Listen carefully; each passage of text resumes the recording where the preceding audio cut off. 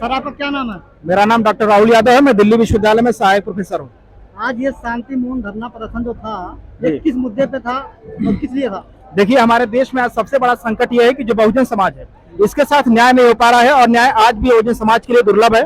और जिस तरीके से जो आदिवासी समुदाय के लोग हैं, अभी अभी मध्य प्रदेश में आप देखें तो जिस आदिवासी के ऊपर मलमूत्र त्याग किया गया, इस देश का कोई भी बड़ा हिंदू संगठन, चाहे विश्व हिंदू परिषद हो, आरएसएस हो या बजरंग दल हो, किसी ने भी इस पर कोई आंदोलन, इस पर कोई प्रदर्शन नहीं किया। और आज मणिपुर में जिस तरह से पिछले 2.5 महीने में देखिए आप 100 से ज्यादा हत्याएं हो चुकी हैं, और हमारे देश का प्रधानमंत्री बिल्कुल मौन धारण किए हैं उसको जगाने के लिए, और इस देश में पुनः शांति की स्थापना के लिए, लोगों के साथ न्याय के लिए, उनकी सुरक्षा के लिए हम लोग यहाँ पर एकत्रित होना पड़ा है। और हम सब लोग ने संकल्प लिया है और राष्ट्रगान के साथ और मौन रह करके उनके जितने लोगों की उसमें मौतें हुई हैं, उनके आत्मा की शांति के लिए प्रार्थना की है। और हम आशा करते हैं कि आने वाले चुनाव में जनता, इस देश की जनता जागृत होगी, और कम से कम जो बहुजन समाज है इसके पक्ष में ये हम लोग वोट करेंगे, और शायद हो सकता है हमारे प्रधानमंत्री भी इस पर कुछ बोले, इस पर हम आशा करते हैं। मामा शिवराज सिंह चौहान जी, आदिवासी जो व्यक्ति के ऊपर पेशाब किया गया था उसको अपने घर बुलाकर और मुख्यमंत्री आवास में बुलाकर चरण वंदना किया गया, पैर धोया गया, इतना बड़ा सम्मान दिए। जी जी जी, आपने बिल्कुल ठीक कहा। अच्छा हुआ कि हमारे देश में 1947 में 1950 में देश का संविधान लागू हुआ, और संविधान की देन है कि आज कम से कम आदिवासी को घर बुला करके उसके पैर धोए गए, वरना ये भी आज न हो पाता। तो इसका सीधा सीधा से संविधान को जाता है। क्या ये वोट की राजनीति थी? क्या ये वोट की राजनीति हो रही है?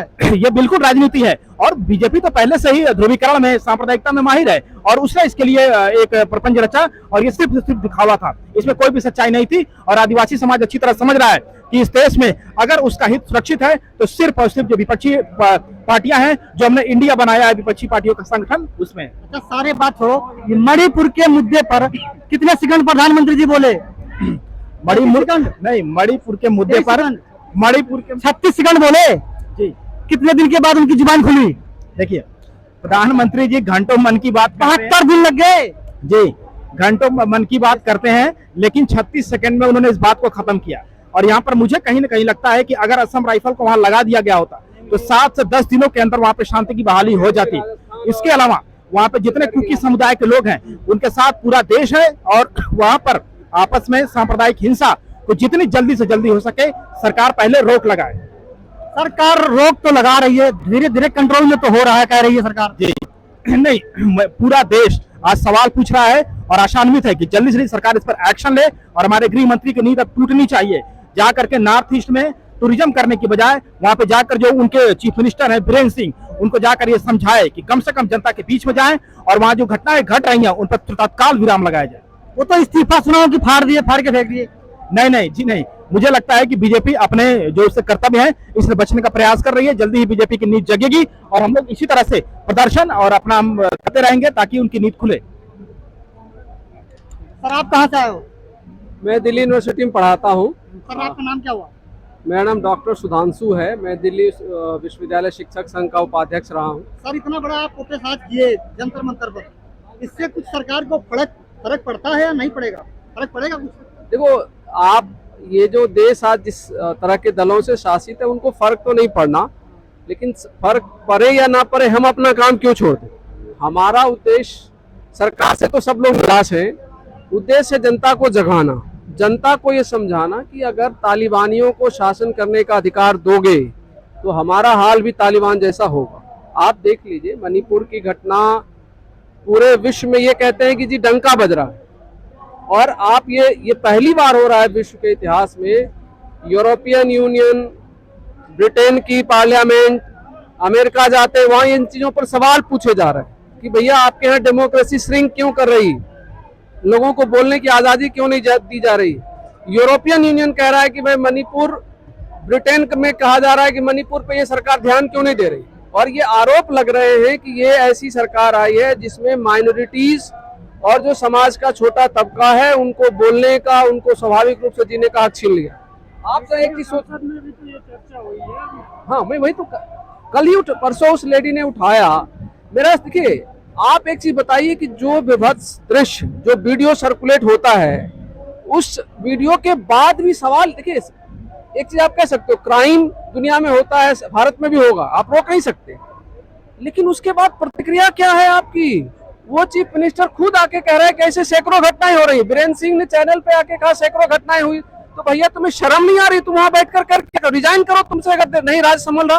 तुम किस बात के चीफ मिनिस्टर हो भाई? रिजाइन करो, दूसरे लोगों को बिठाओ जिस तरह ये संभल जाए। और क्या देश आज इतना कमजोर हो गया है कि दो कम्युनिटी लड़ रही है, हम उसको अलग नहीं करके रोक नहीं सकते? 72 दिन से तुमसे रुक नहीं रहा। क्या इस देश में पहले दंगे नहीं हुए? और दंगे हुए तो 2 से 3 दिन में, अभी दिल्ली में ही दंगा हुआ था, 3 दिन में रुक गया। वहां 72 दिन से क्यों नहीं रुका? क्योंकि करवाया जा रहा है, पर्सनल इंटरेस्ट है, वोट बैंक की राजनीति हो रही है। हमारे हिंदुस्तान की मीडिया कहती है कि यूक्रेन और रूस का युद्ध रुकवा देंगे मोदी जी। अपने देश में मणिपुर जल रहा है, उसका दंगा पदार्थ कब रुकवाएंगे? यूक्रेन का रूस युद्ध रुक तो गया है, वही तो बोल रहा, आप मेरी बात तो समझो।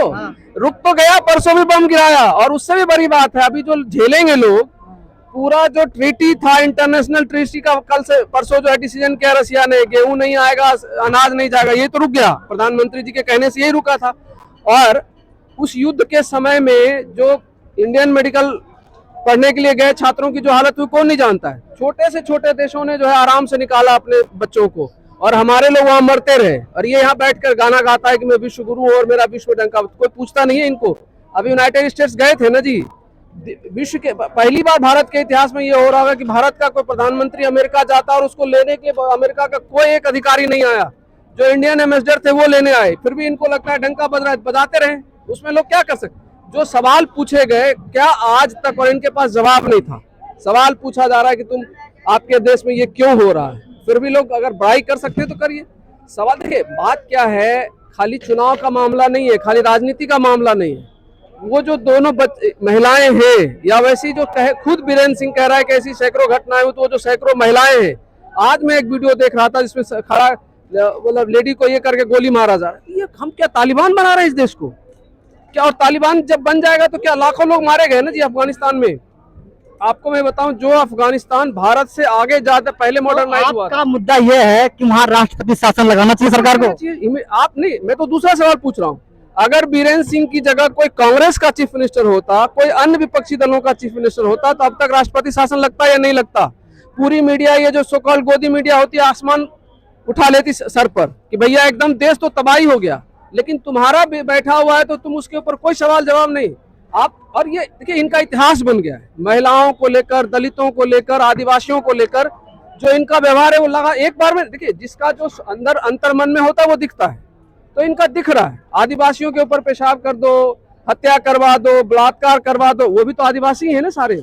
वहाँ जो हो रहा है मणिपुर में सारे आदिवासी हैं, तो उनको कोई चिंता ही नहीं, क्योंकि उनको नागरिक मानते कहाँ है वो अपने संविधान। हम तो जो ये सारे लोग हैं, ये तो भाई शूद्र से भी नीचे वाले समाज वाले हैं ना, इनको क्यों पूछेंगे जी?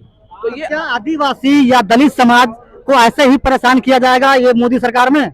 किया जाएगा क्या? किया जा रहा है। और अगर दोबारा ये चुन के आएंगे तो इनसे भी बुरी हालत होगी। जिस संविधान की अभी राहुल जी दुहाई दे रहे थे, और जिस संविधान ने हमें थोड़ी रक्षा दे रखी है बाबा साहब के बनाए संविधान ने, क्या यही हिंदू राष्ट्र की कल्पना है? यही है हिंदू राष्ट्र। और क्या है हिंदू राष्ट्र? हिंदू राष्ट्र में और क्या हो सकता है?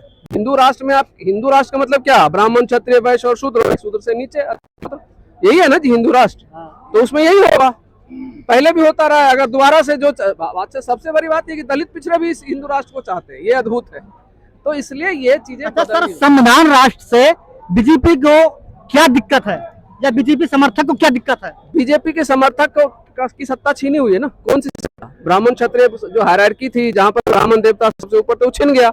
अब जो है दलित का बच्चा भी उनके बगल में बैठकर पढ़ रहा है, दलित का बच्चा भी विश्वविद्यालय में जा रहा है, दलित का बच्चा भी जो है IAS बन रहा है। तो वो दिक्कत है ना उनको, इसलिए तो परेशानी है। इसलिए संविधान से, इसीलिए धीरेन्द्र शास्त्री को आगे कर दिए हैं लाइन में लगा के। ऐसे कितने सारे धीरेन्द्र शास्त्री आगे हो रहे हैं जी, ऐसे कितने सारे। सर, आप क्या कहना चाह रहे हो? जी, मैं कहना चाह रहा हूं कि अच्छा हुआ कि हमारे देश में यह संविधान है, और बड़े दुर्भाग्य की बात है कि हमारे जो बहुजन समाज के जो युवा हैं वो आज कांवड़ यात्रा पे हैं। नहीं तो अगर आज इस कार्यक्रम में होते तो शायद देश की दिशा कुछ और होती। आज 9 साल हो गए बीजेपी की सरकार को, और बहुजन समाज जस का तस, बल्कि जो उसकी स्थिति है, मुझे तो लगता है कि वो 10 साल पीछे चला गया है। तो बहुजन समाज आज की डेट में, मैं आपको दावे के साथ कह सकता हूं कि जिस तरीके से आज का कार्यक्रम हुआ है, और जिस तरह लोगों ने जोश खरोशों के साथ यहाँ पर जो अपनी उपस्थिति दर्ज कराई है, 2024 में देखिएगा इसके दुष्परिणाम। जो इस कार्रवाई नहीं कर रही है मणिपुर में सरकार, इसके दुष्परिणाम उसको भुगतने पड़ेंगे, और 2024 में उसको मुंह की खानी पड़ेगी, और एक एक सीट पर बीजेपी को लोहे के चने चबाने पड़ेंगे। बहुजन समाज एकजुट है। क्या कांग्रेस कितनी पार्टियों के साथ गठबंधन करेगी 2024 में? जी नहीं, कांग्रेस का गठबंधन तो बिल्कुल खुले रूप में सबके सामने है कि हमारे पास जितने भी दल हैं वो इंडिया के रूप में एक अम्ब्रेला टर्म में छत्र नीचे आ चुके हैं और सारे लोग मिलकर के जो है मुकाबला करेंगे। बहुजन समाज की कितनी पार्टियां कांग्रेस में अभी तक गठबंधन में आई है? बहुजन समाज में लगभग सारी कांग्रेस में लगभग सारी बहुजन समाज की पार्टियां आ चुकी हैं और बहुत जल्द। और कौन कौन सी लगभग आई होंगी? देखिए क्या है कि उत्तर प्रदेश की मुख्यमंत्री रह चुकी 4 बार जी। मायावती जी, जी। वो दलित समाज से मुख्यमंत्री थी पहले, देखिए पूर्व मुख्यमंत्री थी, एक बात मैं उनको नहीं बुला पाई अभी तक। मैं इस बात को आपको स्पष्ट कर दूं कि इस वक्त मायावती जी पूरी तरह से बीजेपी के लिए बी टीम का कार्य कर रही हैं और मुझे आशा है कि इसी मुद्दे पे नहीं, चंद्रशेखर जी किस मुद्दे पे काम कर रहे हैं? नहीं, चंद्रशेखर जी को मैं बधाई दूंगा। एक बहुजन युवा कम से कम मुखर होकर अपनी बातें बोल रहा है, संविधान में लिखी बातें और अधिकारों को समझ रहा है, लोगों को समझा रहा है, लोगों को एकजुट कर रहा है, तो कहीं ना कहीं मायावती से तो बेहतर कार्य कर रहे हैं। और आज मायावती जिस तरह से 2024 में लाने का प्रयास करेगी कांग्रेस? बहुजन समाज तो बिल्कुल चाहता है कि फ्रंटियर बनकर आगे आए और समाज को दिशा दे, नेतृत्व प्रदान करें। उनकी राजनीति कुछ अच्छी लगती है आपको? उनकी राजनीति मैं क्या पूरी युवा मोहर लगाते हैं और मुझे लगता है कि आने वाले चुनाव में 2024 में उनकी महत्वपूर्ण भूमिका होगी, खासकर उत्तर प्रदेश के चुनाव में। अच्छा, मणिपुर के मुद्दे पर अगला कदम कांग्रेस का क्या होगा? देखिए मणिपुर के मुद्दे पर जिस तरह से कांग्रेस ने आज का कार्यक्रम संचालित किया है, इसको देखकर मुझे ऐसा लगता है कि मुख्य विपक्षी के रूप में और पहले ही सारे पार्टियों ने इनका समर्थन किया है, 2024 में यह बीजेपी के सामने होगा और एनडीए को एक कड़ी टक्कर होगा। चलो, जय हिंद। जी धन्यवाद।